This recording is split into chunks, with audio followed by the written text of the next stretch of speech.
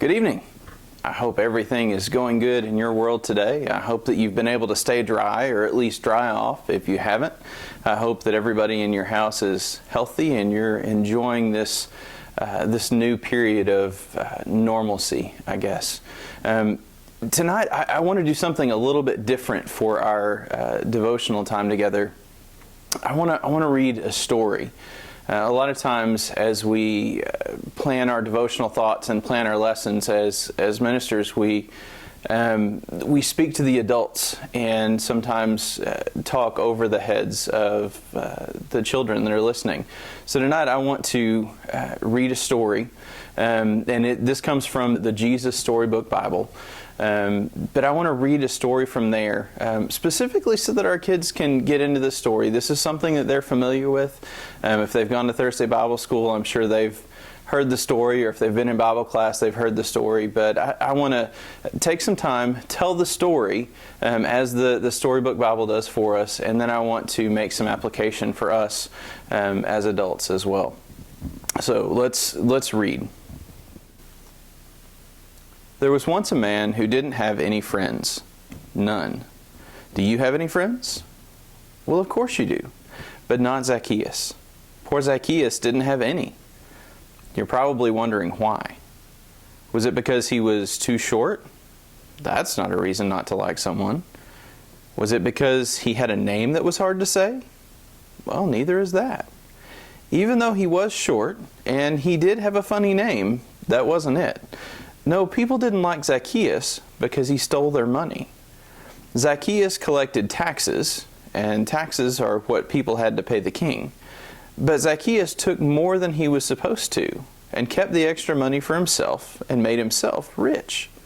Everyone knew what he was up to, and it made them cross and grumpy. They didn't like Zacchaeus one bit. So they made sure he knew it by doing things like avoiding him, and walking on the opposite side of the street, and pretending not to see him, and whispering things like, "There's that nobody who thinks he's a somebody," loud enough so he could hear. Anyway, one day, a huge crowd gathered by the road.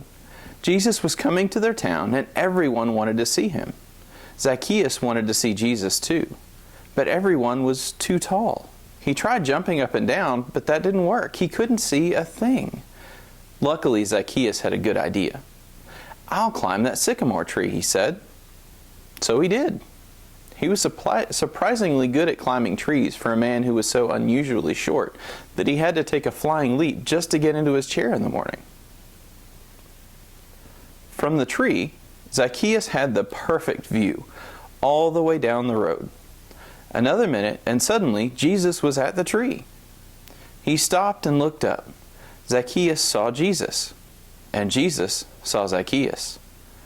"Zacchaeus," Jesus said, "I'd like to come over to your house." Zacchaeus almost fell out of the tree. Come over to his house? No one ever wanted to come anywhere near his house, let alone inside it. The people saw this, and needless to say, it made them even crosser and grumpier than usual. They mumbled and murmured and muttered. Why is Jesus being kind to that big sinner? Doesn't Jesus know about him? Zacchaeus scrambled down and took Jesus to his house. He was in a big hurry because he didn't want Jesus to change his mind. Perhaps Jesus hadn't heard about him. Perhaps Jesus didn't know how he had been stealing, and how no one liked him, and how he didn't have any friends. But Jesus knew. He knew all about Zacchaeus, and the stealing, and everything. And he still loved him. Zacchaeus was ashamed. "Lord," he said, turning pale, "what I've done is wrong, but now I want to do the right thing. I will give the money back to everyone, 4 times what I stole." And that's just what he did. Jesus smiled. "My friend," he said, "today God has rescued you."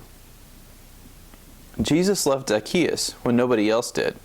He was Zacchaeus' friend, even when nobody else was, because Jesus was showing people what God's love was like. His wonderful, never stopping, never giving up, unbreaking, always and forever love. The gospel is this: we are more sinful and flawed in ourselves than we ever dared believe. Yet at the very same time, we are more loved and accepted in Jesus Christ than we ever dared hope. The story of Zacchaeus is the perfect illustration of this.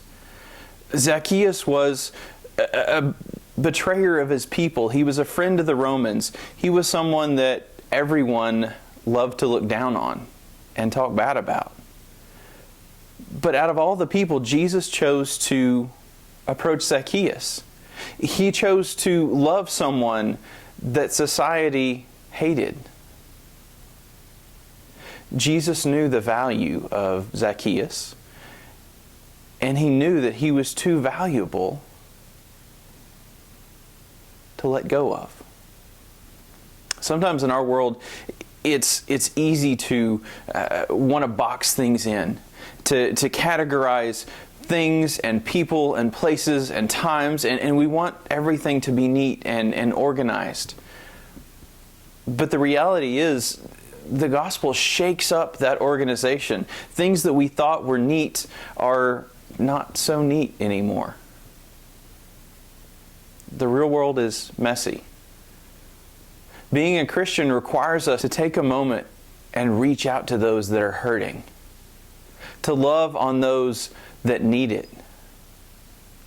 And it's those people that need it most that are going to be the hardest to love.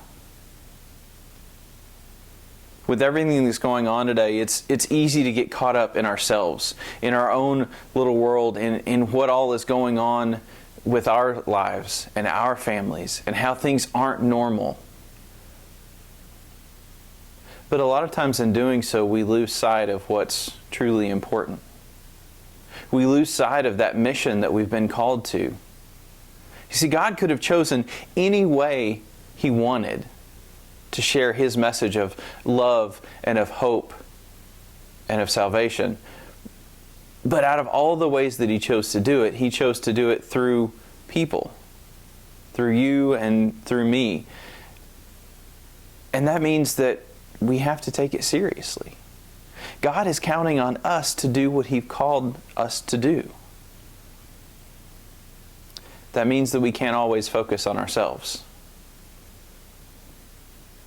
That means that sometimes we have to get messy. Our neat and organized boxes sometimes have to be stirred up a little bit. So as your days continue, as we continue in this new normal, I pray that you take the time to look outside of your boxes of organization. You take time to look away from yourself and look to those that are hurting. Find ways to reach out and love on those people that need it. It's not easy, but we were never called to be ministers of easy. We're called to be ministers of God's love. And sometimes that's going to be hard. As we wrap up our lesson tonight, I just want to remind you that you are loved. As a part of your church family here at Farmington, you're incredibly valued. You are important.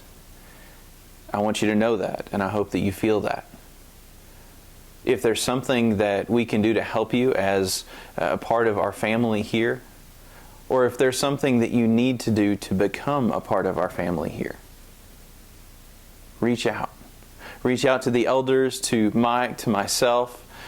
Send Sarah a note. Any one of us would be more than happy to reach out and help in any way that we can.